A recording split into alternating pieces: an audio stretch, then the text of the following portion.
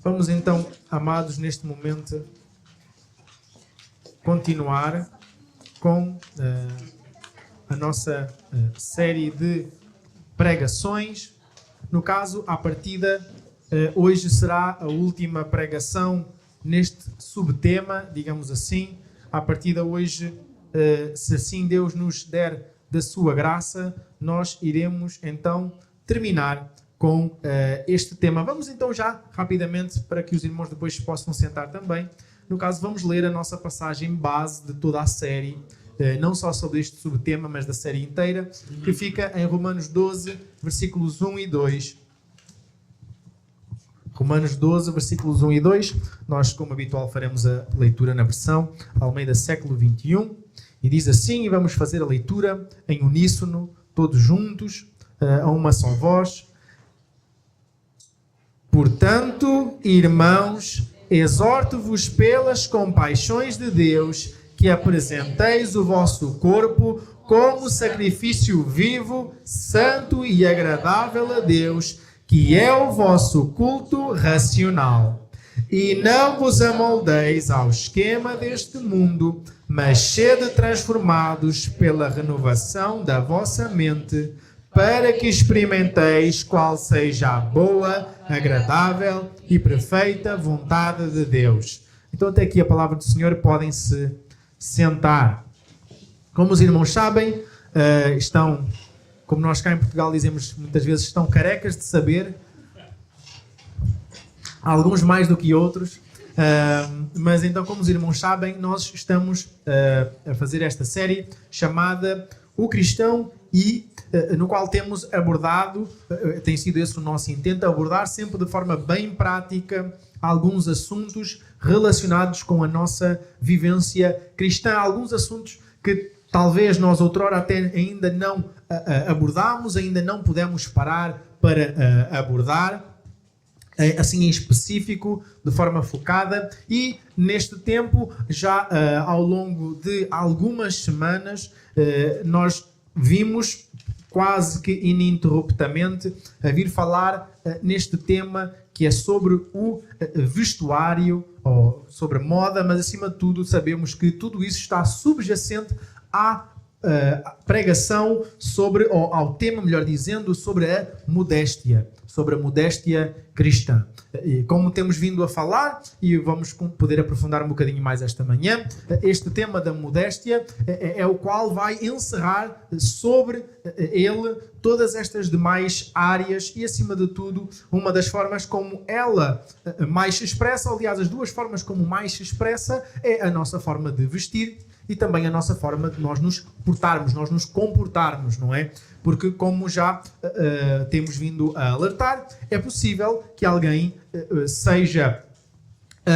esteja vestido de uma forma modesta, mas o seu comportamento não seja um comportamento modesto. E talvez vocês já passaram por situações assim, ou já conheceram pessoas assim, que até podiam se vestir, digamos assim, até podiam até ter um véu na cabeça, se fosse preciso, mas depois a sua forma de se comportar era uma forma, seja homens ou mulheres, era uma forma sensual, era uma forma carnal, era uma forma lasciva. Não era uma forma modesta, não era uma forma apropriada, não era uma forma equilibrada, ok? Já, digamos assim, o seu oposto já não dá para acontecer, digamos assim. Não dá para nós não estarmos vestidos de uma forma modesta, mas o nosso comportamento ser em pleno modesto, porque novamente nós estamos a entrar logo numa incongruência, ok? Estaríamos nós a entrar logo aí numa incongruência da nossa parte e sabemos exatamente o quão a palavra do Senhor também nos alerta muito sobre a questão exatamente do que está, do que é visível, do que é colocado diante dos olhos dos outros. Ok, amados irmãos? Então, como eu disse, eu tentarei que esta seja a última, não é? Eu condensei nesta última pregação e creio que teremos tempo suficiente para a levarmos até ao final.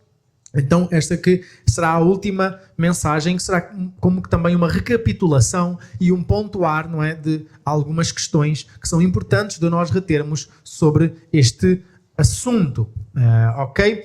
E neste caso chegamos à sétima, este número peculiar, e então à partida creio que encerraremos, não é? Ao fim de 7 mensagens a falar sobre este tema que, como eu gosto sempre de realçar, que tem esta consciência que é delicado, que é complexo e que é muito fácil de provocar exatamente muitas suscetibilidades. Pois, para meu pesar, exatamente nós podemos perceber, constatar que é uma área bem complexa no seio da Igreja em geral. No seio da Igreja em geral.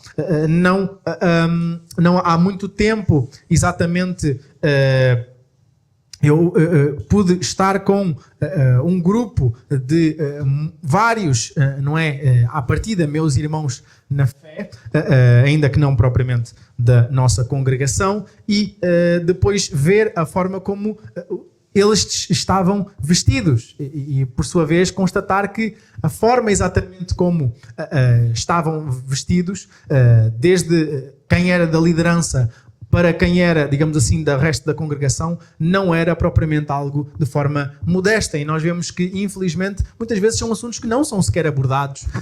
Aliás, é exatamente o seu oposto. Quase que a ênfase que é dada é a questão, não é da liberdade. Não, nós somos livres.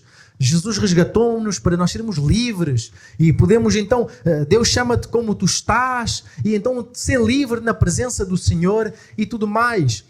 E exatamente neste conceito que virou um bocado, confesso que imaturo, de liberdade, nós como um todo temos começado a resvalar para a libertinagem.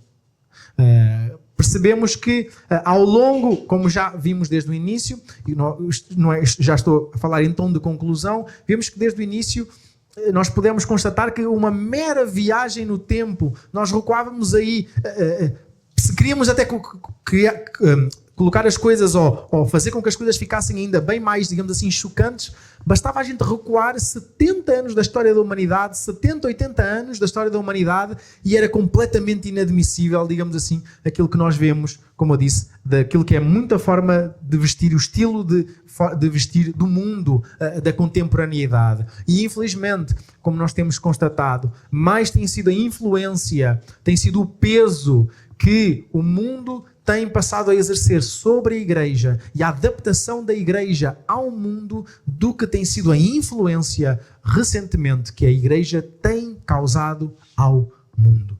Nós sabemos que outrora, foi a Igreja, ao entrar nas várias sociedades, ao entrar nos países, mudava a história dos países, mudava a história das nações, mudava os hábitos, costumes milenares, paravam. Hábitos tradicionais, não é, que já vinha dos bisavós, dos tetravós, que já vinha lá dos cafundós, paravam.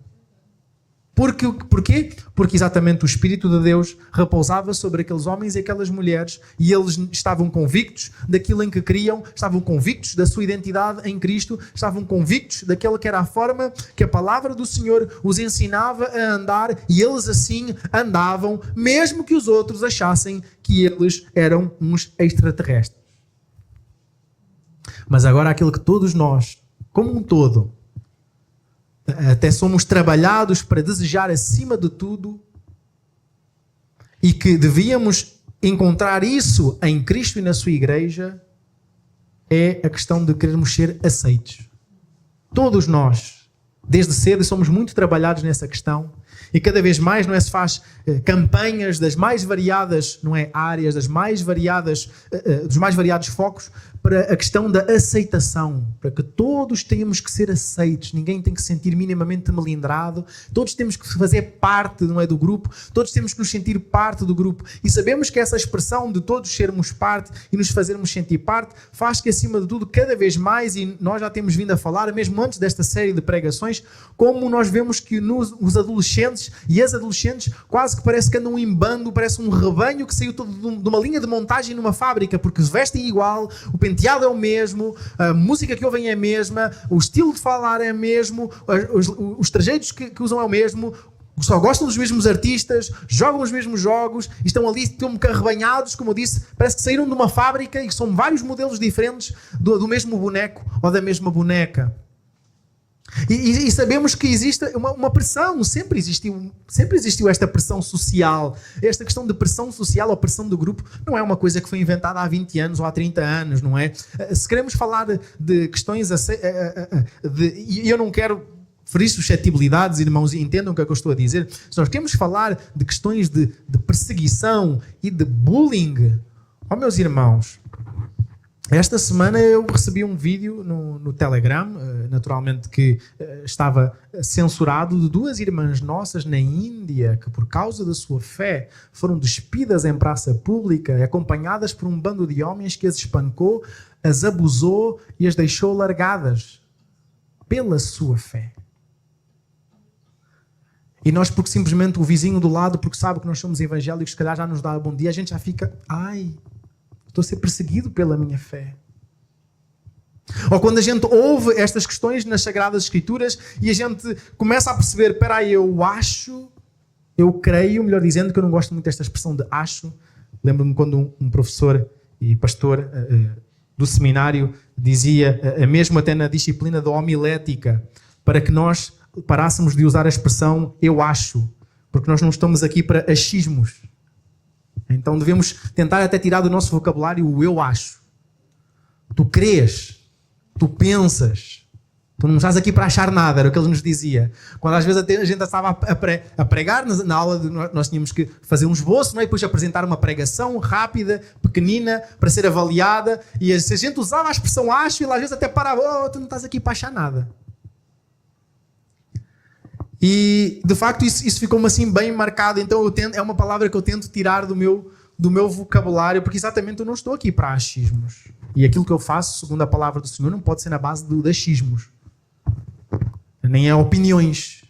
E isso é uma questão que nós temos de ter bastante cuidado, que quando até nós estamos a tentar chegar com o Evangelho a pessoas que são descrentes, e às vezes eles começam-nos a falar da sua fé, das suas crenças e tudo mais, nós temos que não cair no engodo satânico de estar a comparar, digamos assim, a medir opiniões. Esta é a minha opinião, esta é a tua opinião, este é o meu ponto de vista, este é o teu ponto de vista.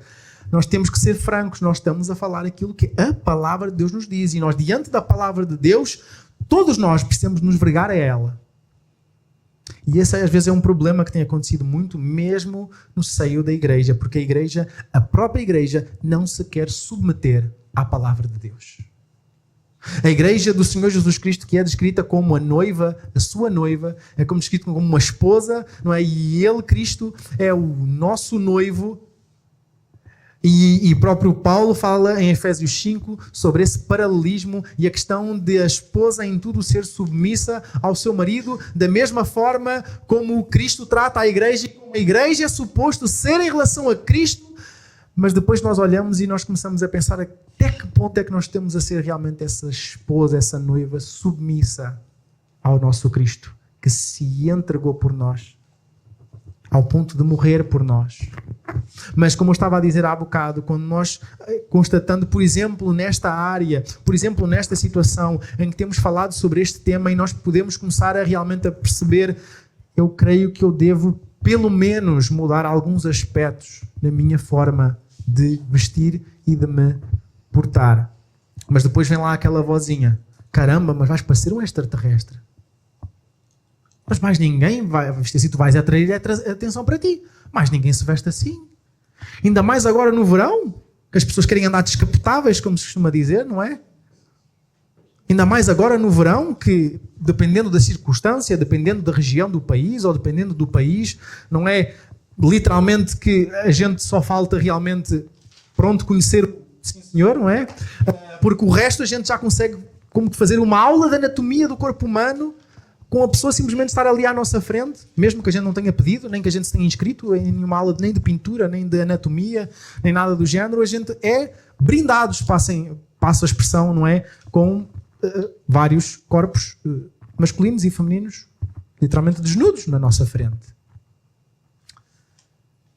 E, como eu estava a dizer, nós temos que saber, ou antes, quando nós olhamos para aquilo que foi o avanço da história da igreja, ou o avanço da igreja logo ali desde o primeiro século e a forma como eles irromperam aquele que era o maior império daquela altura, que era o Império Romano, e como nós costumamos dizer, e permitam-me esta expressão portuguesa, como meia dúzia de gatos pingados levaram esta mensagem que chegou passado cerca de 2 milénios até aqui, e homens e mulheres do Senhor foram usados ao longo das eras, inclusive pessoas deram a sua vida para que nós tivéssemos hoje a palavra de Deus traduzida na nossa linguagem própria, e nós vemos aquilo que foi o preço pago pelos servos do Senhor, e a ousadia que eles tinham, a segurança que eles tinham de saber o Deus que eles serviam e saberem exatamente as coisas que eles não podiam abdicar.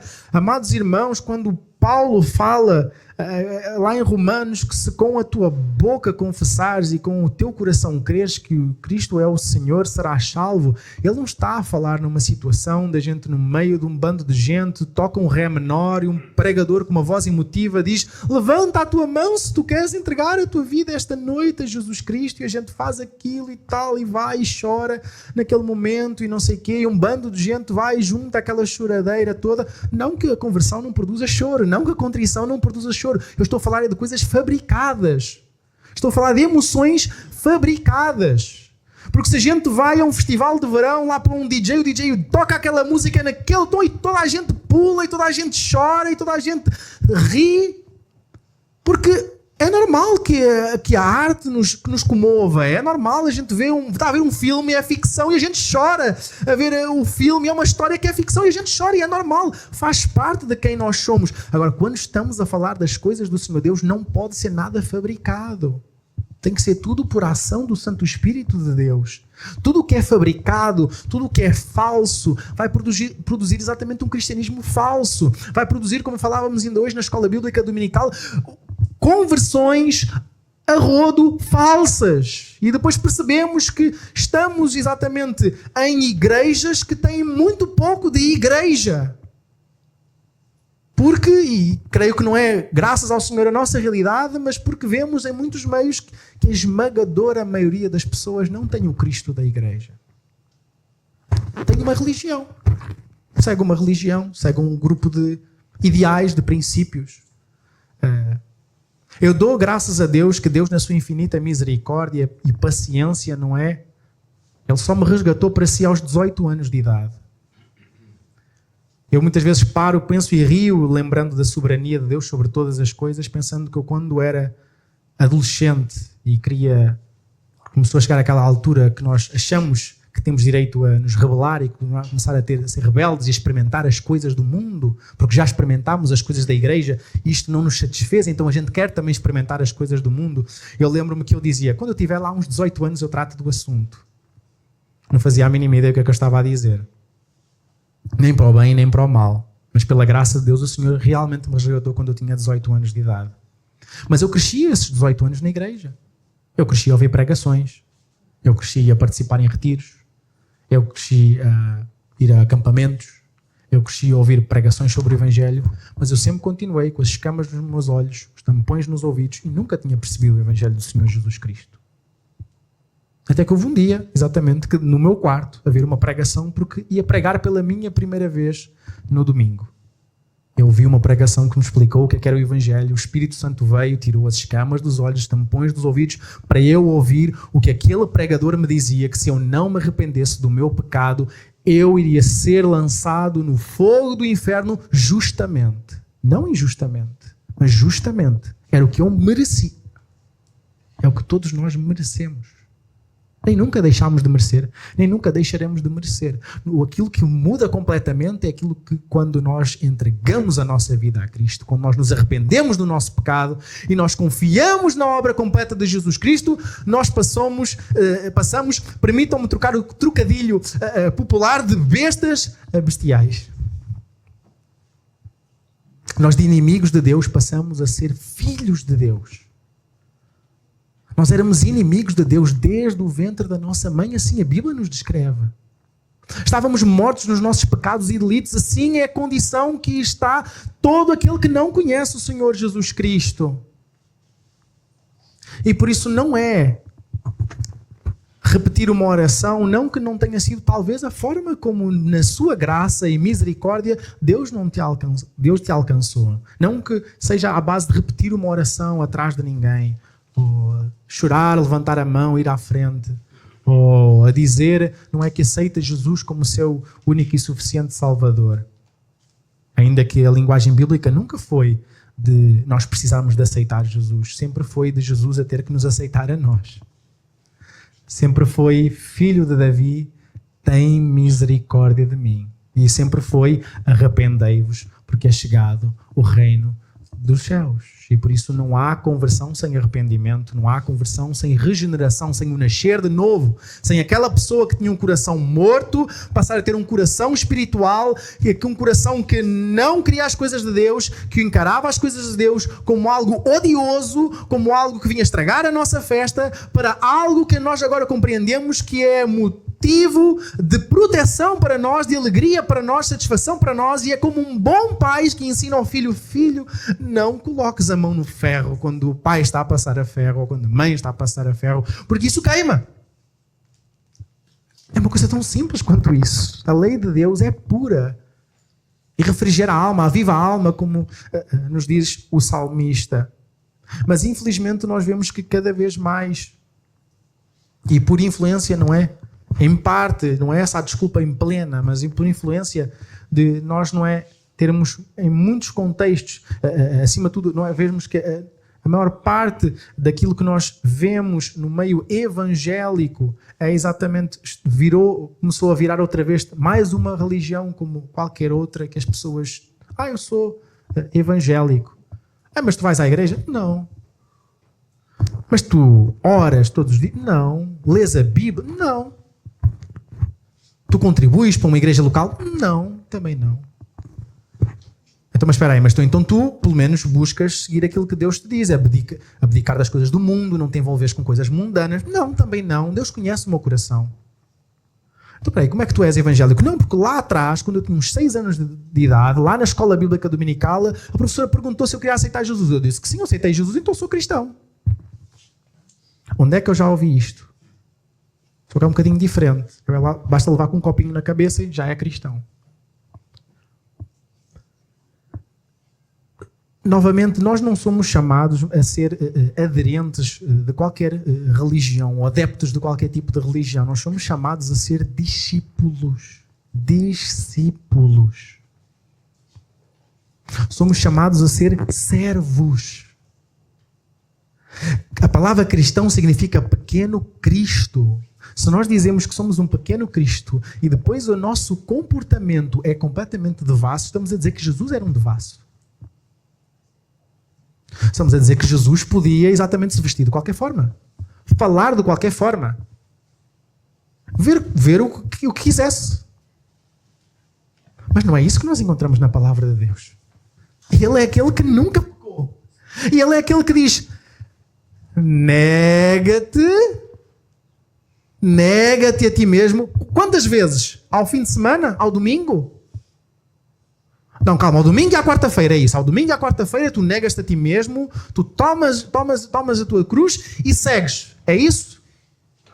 Todos os dias tu deves te negar a ti mesmo, tomar a tua cruz, e cruz não tem a ver com problemas, amados irmãos. Cruz não é a sogra, permita uma piada. Cruz não é exatamente a esposa que está sempre a queimar o arroz. Cruz não é as circunstâncias da vida. Cruz é exatamente um símbolo de morte. Quando Jesus estava a carregar a sua cruz em direção ao Calvário, era um símbolo que ele estava morto. Ele já estava morto. Ele não ia ter escapatória. Porque exatamente aquele era um símbolo de condenação à morte. Inclusive é só reservada para os piores dos criminosos. Só os piores dos criminosos, os piores dos piores, é que recebiam aquela morte. Não só todo aquele processo grotesco, o espancamento, a humilhação, exatamente a nudez, no qual ele ia estar exposto. Ele iria agonizar.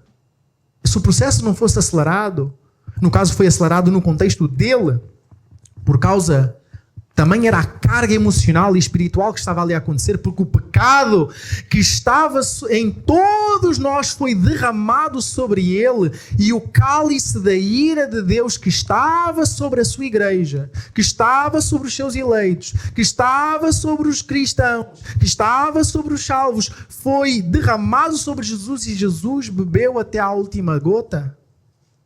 E por isso é que rapidamente ele expirou, ao contraste com os outros dois que ficaram ali. Porque podia durar horas. Podia durar horas. Na qual a pessoa ia estar a sufocar. A pessoa morria sufocada, como se fosse um afogamento. Por isso é que vocês leem que espetaram o lado de Jesus para confirmar se ele estava morto. Quando espetaram, não foi para matar. Quando eles espetaram a lança, foi para furar o pulmão. A Bíblia descreve e diz que saiu o quê? Água e sangue. Porquê? Porque a morte por crucificação era uma morte por afogamento. A pessoa morria sufocada no peso da sua caixa torácica e não conseguia respirar bem porque estava assim.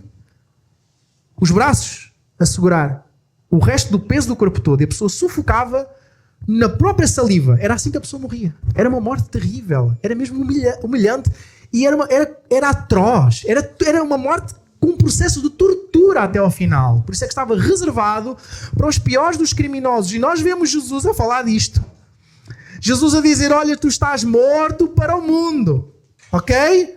Tu deves todos os dias, como sinal disso, tu carregas a tua cruz a dizer, eu estou morto para o mundo, eu estou morto para o mundo, eu estou morto. Porque é para tu te lembrares. Quando é carregar a tua cruz, não é obrigatoriamente usar um colar ou um brinco ou uma pulseira que tenha um crucifixo, ou uma cruz, melhor dizendo. Não é isso. Ainda que por si, desde que não seja usado como um amuleto, por si isso não há problema. Desde que não seja usado como um amuleto. Como estava a dizer... ou para a idolatria, não é? No entanto, quando Jesus diz a cada dia pega a tua cruz, ele fala mesmo do processo. Nega-te a ti mesmo, meu amigo, minha amiga. Eu não estou nem aí para os teus sonhos. Ai, pastor, agora choquei, magoei. Sinceramente. Tanto pregador bonito aí. Tanta igreja cheia de gente em que o pastor vai falar que Deus tem um plano maravilhoso para a minha vida e você vem a dizer que Deus não está aí para os meus sonhos. Não está. Ele está aí para realizar o seu plano para a tua vida. É isso que Ele quer. Realizar o plano que Ele tem. O que é que nós lemos aqui em Romanos 12 que Ele diz que a vontade dEle era? Boa, agradável e perfeita. Tu sabes mais do que Deus? Eu não sei. Eu não sei. Então nós sabemos que a vontade que Ele tem para nós, o plano que Ele tem para nós, e isto não é uma coisa que é assim, vem assim tipo esotérica, tipo nós gostamos muito de culinária e Ele vai nos mandar ser polícia. Não é isto. Já a nossa própria personalidade, a forma como Ele vai conduzindo a história da nossa vida, já nos vai embicando, digamos assim, vai nos conduzindo para aquilo que é para nós realizarmos o plano dele para a nossa vida. Não é que ele nos dá uns certos dons e talentos e depois nós vamos fazer uma coisa nada a ver. É Deus. Deus é perfeito. A sua vontade para nós é boa, agradável e perfeita. E por isso é que, inclusive, se nós queremos aflorar e queremos perceber melhor quais são os nossos dons, quais são os nossos talentos, coloquemos-nos à disposição. Trabalhemos no contexto de igreja, coloquemos, olha, o que é que eu posso fazer? Depois a gente vai descobrindo, olha, não sabia que sabia fazer isto e afinal descobri que Deus me capacitou a fazer isto. Ou até vai fazer brotar no nosso coração um desejo que nós não sabíamos que ele existia. Mas novamente, Jesus não veio realizar os nossos sonhos, amados irmãos. Jesus não veio realizar os nossos projetos. Jesus não veio para realizar os nossos planos. Jesus não veio para nos dar a nossa melhor vida agora, amados irmãos. Esse é o título de um best-seller, de um daquele que outrora era, não creio que atualmente seja, mas era o pastor com aspas, da maior mega igreja com aspas também dos Estados Unidos da América. Esse era o título do livro, que foi best-seller durante não sei quanto tempo, que era A Tua Melhor Vida Agora. Já tem pelo menos uns 10 anos por aí. Esse livro, nos Estados Unidos, fez maior sucesso, não é? E é exatamente sobre isto. Sobre uma reroupagem, não é? Um travestismos da teologia da prosperidade. E novamente é isso. É como usufruir da tua melhor vida agora. Meu irmão e minha irmã, se a tua melhor vida é agora, é porque tu estás a contar ir para o inferno. Simples assim. Se a tua melhor vida é agora, é porque estás a contar ir para o inferno. É porque o céu já não tem brilho. É porque estar face a face com Deus já não tem brilho. É porque tu estás mais interessado nestes 70, 80, digamos 120 anos que tu passas aqui. Estás mais preocupado em casas, carros, saúde, conforto. E depois vai para o quintinho. Parece que é isso, porque se o foco da melhor vida é para agora, é para o que agora, e novamente, isso não tem nada a ver com o cristão não pode ter uma boa casa, com o cristão não pode ter bons carros, ou com o cristão não pode ter... Não tem nada a ver com isso. Tem a ver com o foco da nossa vida. O foco da nossa vida não podem ser estas coisas. Em todas as coisas nós precisamos de estar submissos àquilo que a palavra de Deus nos diz, àquilo que o próprio Cristo nos ensinou. E ele diz exatamente: a cada dia toma a tua cruz. Nega-te a ti mesmo, nega o teu ego. Nega exatamente os teus desejos e diz: Senhor, o que é para eu fazer com a minha vida? Não é: Senhor, abençoa aquilo que eu fiz. E segue-me. Só que infelizmente muito daquilo que agora, que recentemente não é, recebe o nome de evangélico, recebe o nome de gospel, recebe o nome de cristão, desculpem, mas é paganismo travestido. Em vez da gente meter Pai Natal, diz Jesus e pronto, e está resolvido. A gente, em vez de exatamente de procurar ir a, sei lá, pagar a um senhor ou uma senhora para nos botar umas cartas e não sei o quê, e nos dizer o nosso futuro, a gente vai lá a um irmãozinho ou uma irmãzinha que nos vai dizer umas coisas bonitas e vai dizer: eis que te digo, varoa, o bebé que está no teu ventre vai ser menino. Se duvidares, vai ser menina. Isto é verídico. É engraçado, mas é verídico.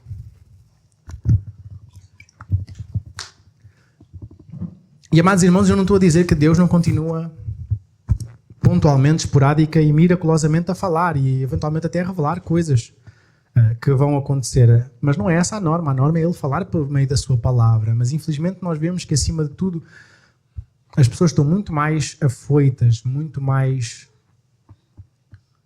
ansiosas por como nós, e novamente estávamos a falar hoje na Escola Bíblica Dominical, as pessoas querem espetáculo.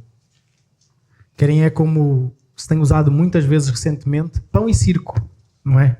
As pessoas querem pão e circo, querem ouvir coisas boas, e a palavra do Senhor fala sobre isso. A gente quer ouvir coisas boas, não quer ouvir coisas más, a gente não quer ouvir repreensão, eu não quero ouvir que eu faça as coisas erradas, eu quero ouvir que eu sou a última bolacha do pacote. Diz que eu sou a última Coca-Cola do deserto, diz. Tu és a última Coca-Cola do deserto. O povo vai, chora, emociona, repartilha o vídeo. E a vida continua na mesma. A vida de pecado continua na mesma. A boca continua suja igual. O que vê continua suja igual. O que ouve continua suja igual. Como veste continua suja igual. Mas eu sou cristão. Sou muito cristão. E Deus conhece o meu coração. Mas é muito engraçado que nós nunca na história do cristianismo vivemos este tipo de cristianismo catering, adequado ao gosto de cada um. Cristianismo que, não, eu vou a esta igreja porque o pastor não fala destes pecados que eu ando a cometer, ele não pega no meu pé, não é? Ele não me confronta com nada, e depois eu vou àquela igreja porque eu gosto muito ali da música daquela igreja, eu vou à outra porque eu gosto dos assentos, os assentos são muito bons, é bem climatizada, eu gosto, e eu ando assim. Mas novamente, amados irmãos, nós temos que em todos os aspectos da nossa vida nos submeter a Cristo e à sua palavra. Não é porque eu não gosto, não é porque eu nunca ouvi falar sobre isso, não é porque eventualmente é algo que eu, exatamente como eu dizia há bocado, que quando entramos nesta viagem, não é porque eu vou ser olhado de lado, vão dizer que eu sou extraterrestre. Nenhuma das minhas amigas se veste assim. Nenhum dos meus amigos se veste assim. Ninguém anda assim. Eu estou habituado quando a gente vai lá à praia, a gente anda mesmo ali, tipo, quando Deus nos colocou ao mundo praticamente, mas não há problema, toda a gente faz assim. Se toda a gente à minha volta faz assim, como é que eu vou fazer diferente? Pensemos há 2000 anos atrás como é que eram os primeiros cristãos a entrarem no Império Romano, onde havia aqueles balneários públicos onde andava lá homem com homem, mulher com mulher, lá tudo junto, onde quando tinham uma criança e não gostavam da criança ou achavam que a criança tinha alguma deficiência, punha na calçada para os cavalos passarem por cima, e vinham os cristãos que adotavam essas crianças e cuidavam delas, mesmo aquelas que tinham deficiência. Mas nós agora somos evangélicos do século XXI. Os evangélicos são a favor do aborto. Já não é, como é estatisticamente, o maior holocausto do século XXI. Morrem muitas mais crianças anualmente por abortos causados do que morreram nos campos de concentração.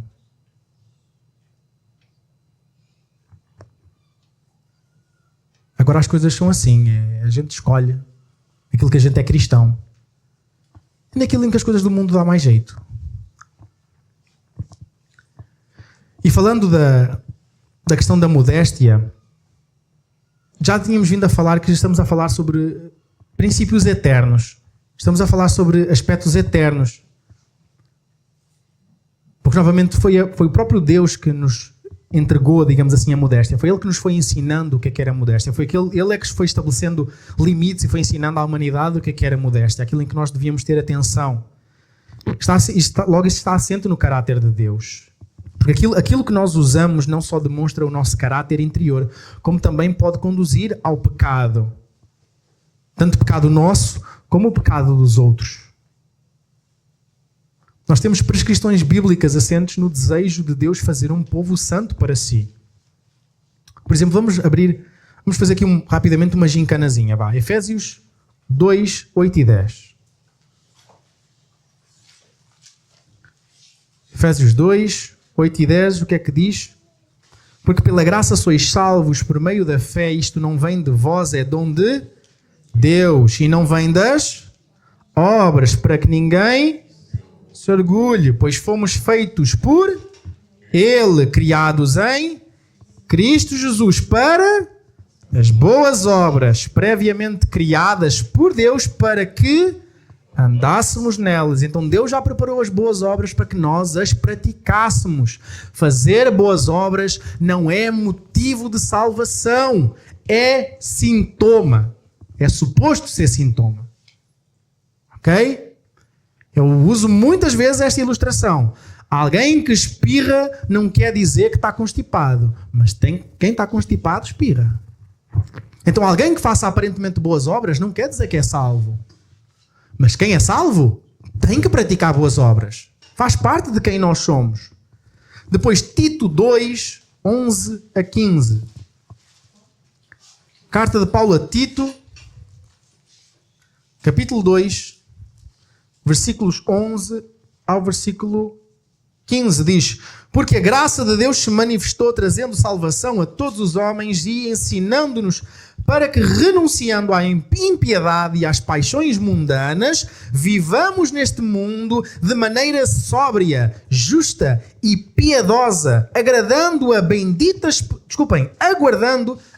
esperança e o aparecimento da glória do nosso grande Deus e Salvador Cristo Jesus, que se entregou a si mesmo por nós para remir toda a maldade e purificar para si um povo todo seu, consagrado às boas obras. Fala estas coisas, exorta e repreende com toda a autoridade, ninguém te menospreze. E neste primeiro bloco, 1 de Pedro 2, versículos 9 e 10. 1 de Pedro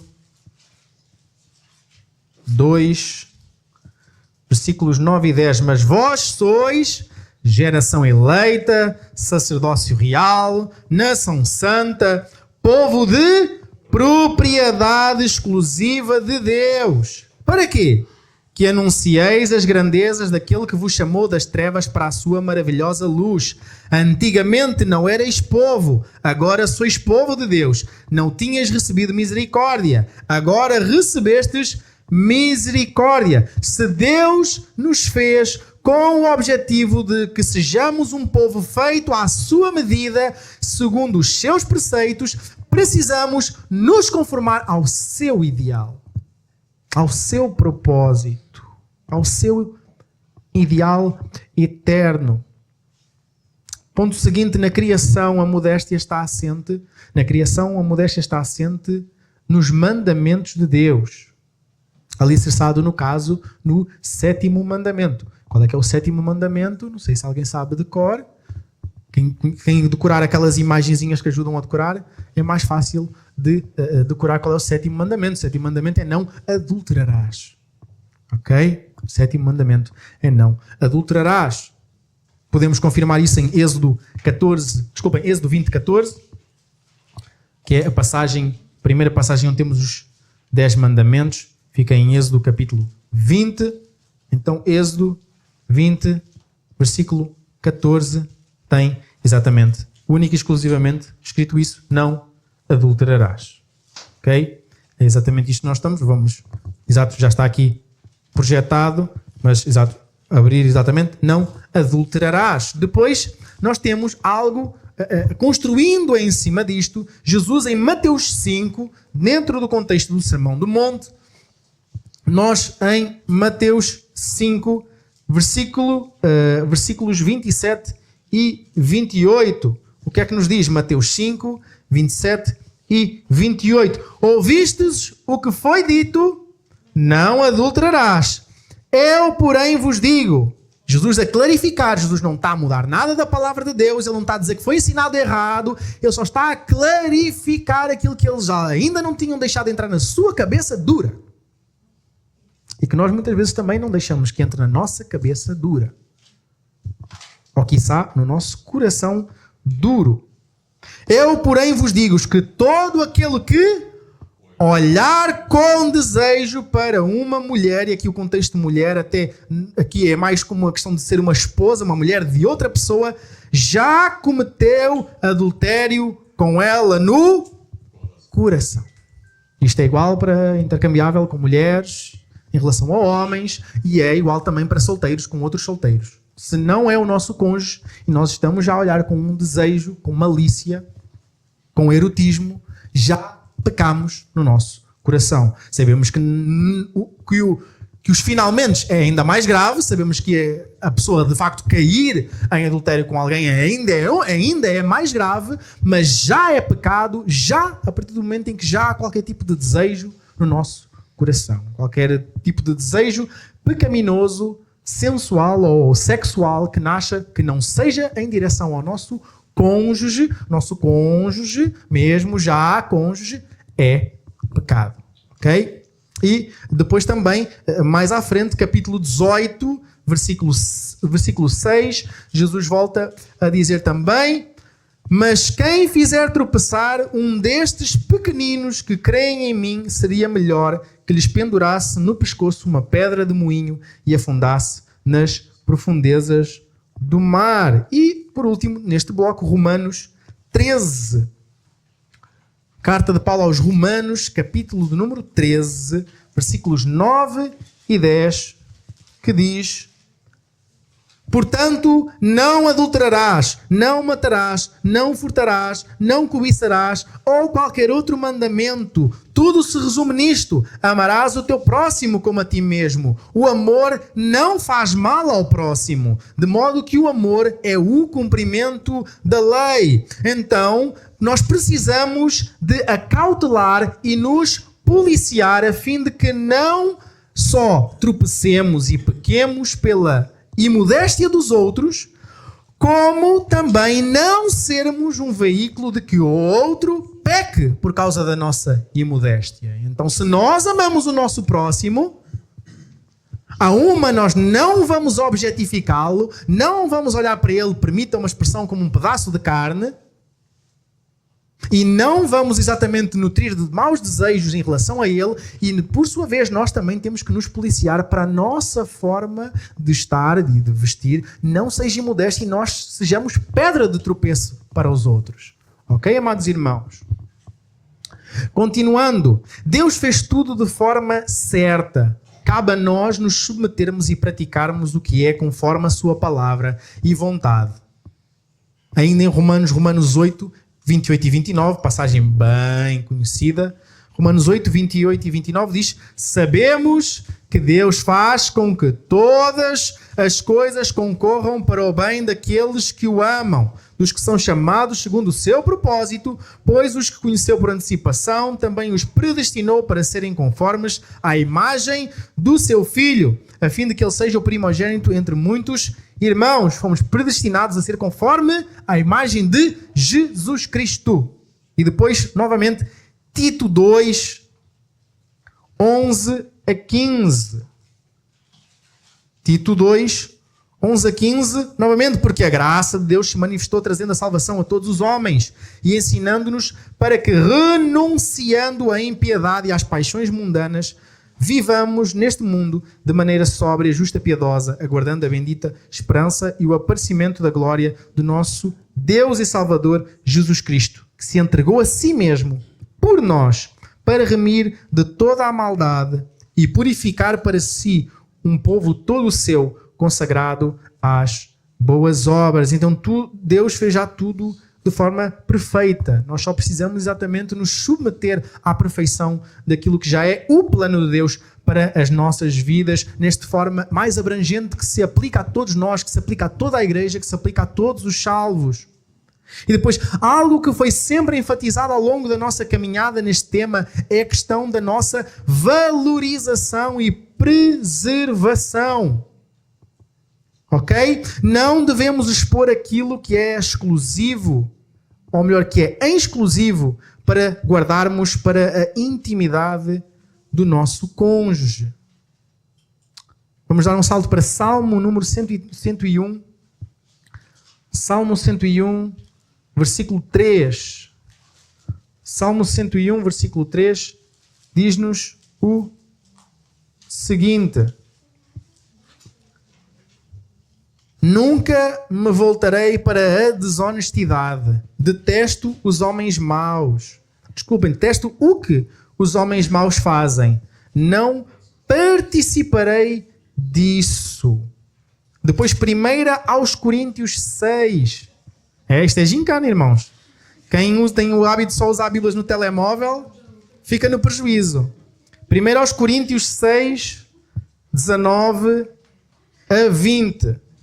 Diz o quê? Ou não sabeis que o vosso corpo é o quê? Santuário do Espírito Santo, que habita em vós, o qual tendes da parte de Deus, e que não sois de vós mesmos. Nós não pertencemos a nós mesmos. Nós somos do Senhor. Pois fostes comprados por preço. Por isso, glorificai a Deus no vosso corpo. Então, aquilo com o qual nós usamos o nosso corpo, com o qual serve o nosso corpo, é para a glória de Deus. Nós vemos que há uma cadeia, digamos assim, de autoridade. Ou seja, nós pertencemos a Cristo. E depois nós, aqueles que já somos casados, o meu corpo pertence à minha esposa e o corpo da minha esposa pertence a mim. Assim que a Bíblia descreve. Porque nós pertencemos um ao outro. Então sim, é correto, estou nem aí para o politicamente correto, é correto dizer que a Sara é a minha mulher. Ela é minha, ponto final parágrafo. É minha. E é certo ela dizer, o Ismael é meu marido, meu esposo, meu e só meu. Isso é igualmente certo. Tal como Cristo olha para a igreja e diz, ela é minha. E é minha e é só minha. Não é de mais ninguém. Então, por sua vez, a sua igreja não pode dizer que é de Cristo e depois andar a adulterar com o príncipe das trevas. É exatamente o livro de Oseias, é sobre isso. O livro de Oseias é exatamente sobre isso. Temos aquela situação única que Deus manda o profeta Oseias se casar mesmo com uma mulher que era adúltera, que tinha sido repudiada porque era adúltera. Porque aquela mulher era um símbolo do próprio povo de Israel, que tinha cometido adultério contra o Senhor Deus e tinha se afastado deles, mas ainda assim Deus investia com a sua graça e com o seu perdão sobre aquele povo. Depois, logo, então... desculpem, o último versículo, Gálatas 2:20. Gálatas 2:20 ainda nos diz o quê? Gálatas 2, versículo 20.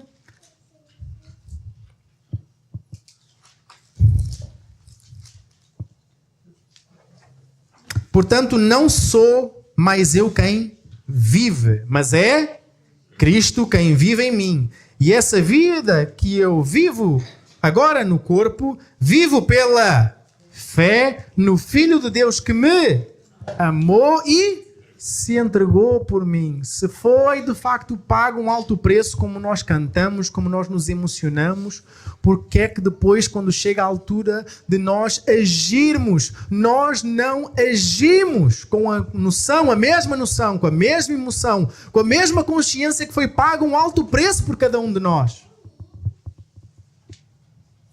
Amados, logo em tudo devemos ter atenção que não sejamos, quer voluntária, quer involuntariamente, mas por negligência da nossa parte, pedras de tropeço aos outros. Não é? Isto lembra-nos em Hebreus 10, 24, também Hebreus 10, 24, que diz: pensemos em como nos estimular uns aos outros ao amor e às boas obras. Isto é aquilo que nós temos que nos estimular uns aos outros. Não é encher o olho da irmã ou encher o olho do irmão. É estimular às boas obras. Nós nos reunimos, nós lidamos uns com os outros, nós fazemos encontros, nós fazemos piqueniques, nós fazemos cultos públicos e fazemos cultos nas casas, nós fazemos reuniões de oração, nós fazemos caminhadas de oração, nós fazemos até, se preciso, um churrasco todos juntos para nos estimular às boas obras, irmãos. Não é para nos estimular ao pecado. Nem é para passarmos assim um pano em cima. Somos todos pecadores, não é?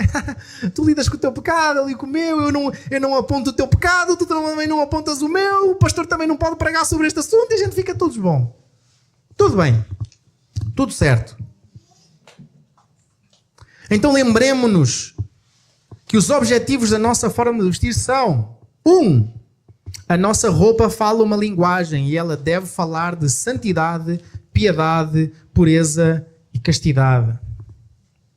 Número 2, a nossa roupa deve dizer não que queremos seguir as diretrizes deste mundo, mas antes queremos glorificar o Deus Altíssimo. 3, a modéstia não está atrelada à nossa busca pela... a modéstia está atrelada à nossa busca pela glória de Deus e pelo nosso amor a Jesus Cristo, e não para a glória, extravagância e exuberância própria. 4. Somos templo do Espírito Santo e logo devemos nos adornar de uma forma que honre e demonstre a quem pertence esse templo. Não nos devemos vestir com base na alta costura, nem no que nos agrada, mas antes nos vestir para aquele que nos amou e se entregou por nós. E 5, o nosso último objetivo deve ser o amor ao próximo. Quando nós nos vestimos, devemos estar também a demonstrar amor ao próximo. A preservação da pureza nos outros, tal como em nós. De uma forma que não provoquemos o nosso próximo e, acima de tudo, os nossos irmãos à cobiça.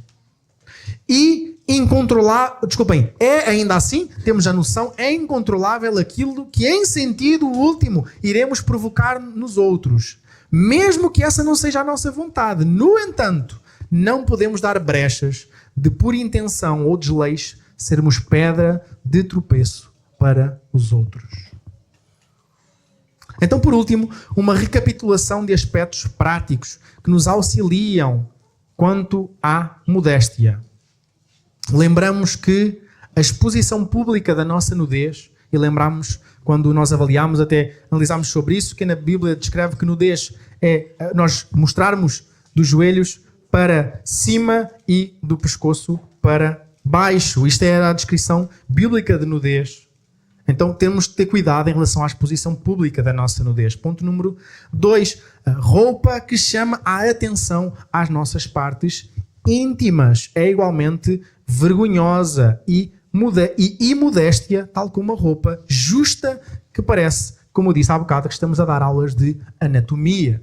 Então roupas que já tenham seja o tipo de tecido, seja exatamente o tipo de justeza, seja às vezes o próprio corte que faz, que é mesmo de propósito para vincar, para fazer sobressair certas áreas, ou melhor, aquelas áreas do nosso corpo que são particularmente erógenas, que são particularmente envolvidas com aquilo que é a prática sexual, devemos nos abster, tal como também ter cuidado até para não vestir roupas eventualmente demasiado garridas e que apontem para aquelas, novamente, como que certas e determinadas áreas do nosso corpo.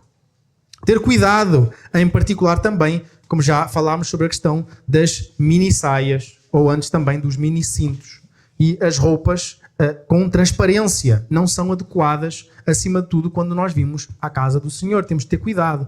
Quando, em particular, nós vimos a comunhão dos santos, digamos assim. Se nós vimos aqui para nos estimular às boas obras e depois, não é, seja homem, seja mulher, está com uma roupa transparente, em que as pessoas estão ali a tentar perceber se o padrão, se aquilo é o padrão da roupa, ou se já é a roupa interior da pessoa, ou não, eu consigo mesmo ver o corpo da pessoa, nem é a roupa interior, é mesmo o corpo dela que eu estou a ver.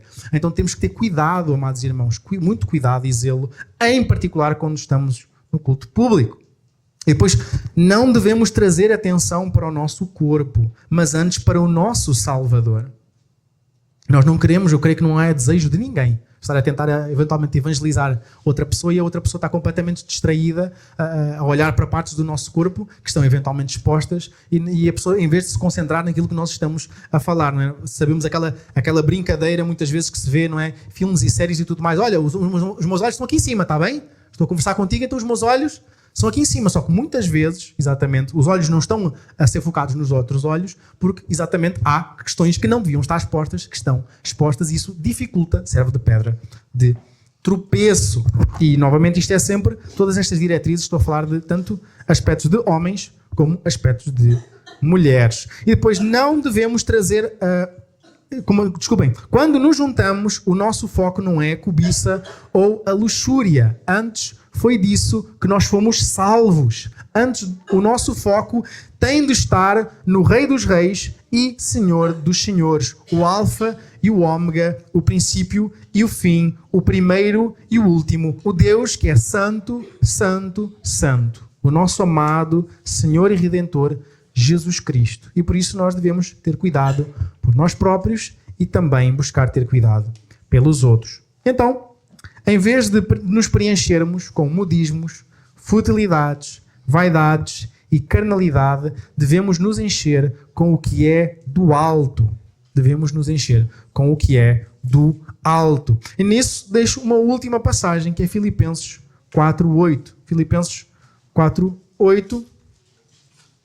Uma passagem relativamente conhecida, que deve ser exatamente a nossa forma daquilo que nos deve preencher. Se nós olharmos para estes princípios e nós percebermos que aquilo exatamente com o qual nós nos estamos a envolver não está a promover estes princípios, ou está por sua vez a atrapalhar a nossa forma de buscarmos estes princípios, porventura é algo como Jesus falava em Mateus 5, se o teu olho te faz pecar contra ti. Claro que Jesus está a falar em sentido figurado, não está a falar em automutilação. Nós devemos cortar e lançar fora. Se a mão direita faz pecar contra o Senhor, não é? Nos leva a pecar contra o Senhor, devemos cortar fora e lançar fora. Isto é tudo a ver com áreas da nossa vida que nos levem ao tropeço, que nos levem à queda. Como já falámos outrora, tal como nos Alcoólicos Anónimos, eles aprendem a evitar, não é, pessoas, lugares e contextos que os levem à reincidência. Então, porque é que nós, que talvez até nos deveríamos conhecer melhor e perceber exatamente, como dizia o outro, que nós somos, ainda hoje cantamos que somos fracos? Porque é que nós, para as coisas do mundo, ouvemos que parece que os mundanos aplicam as coisas da Bíblia de uma forma mais prática do que depois os próprios cristãos? Porque é que nós também não buscamos fugir de pessoas, contextos, não é? E lugares que nos levem à reincidência naqueles pecados em particular com os quais nós temos mais dificuldade? Então Filipenses 4:8 diz: quanto ao mais, irmãos, tudo o que é verdadeiro, tudo o que é honesto, tudo o que é justo, tudo o que é puro, tudo o que é amável, tudo o que é de boa fama, se há alguma virtude e se há algum louvor nisso, pensai. Isso é o que tem que estar a ocupar a nossa cabeça. É isso que tem que estar a ocupar a nossa cabeça. Como, não é, já ouviram várias vezes aquela ilustração já antiga? Creio que ainda na semana passada falávamos sobre isso. Eu posso não conseguir impedir que o pássaro pouse na minha cabeça, mas eu posso impedir que ele faça ninho. Eu posso impedir que ele faça ninho. Então a nossa forma de viver deve ser assim, dessa forma. Estamos todos no mesmo barco, amados irmãos. Uns temos mais dificuldade numas áreas, uns têm mais dificuldade noutras áreas. Infelizmente, alguns podem ter mais dificuldades nesta área, na forma de vestir. E quiçá, outros irmãos têm dificuldade no olho, na questão do olhar, do que veem, do que colocam diante dos seus olhos. Então percebemos que estamos todos exatamente no mesmo barco. Não estamos aqui para atirar pedras uns aos outros, mas estamos aqui para nos auxiliar uns aos outros às boas obras.